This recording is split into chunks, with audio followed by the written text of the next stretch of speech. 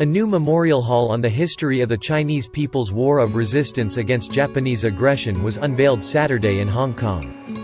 It's the first independent memorial hall to commemorate Hong Kong's resistance against Japanese aggression, an important part of the victory of Chinese People's War of Resistance against Japanese aggression.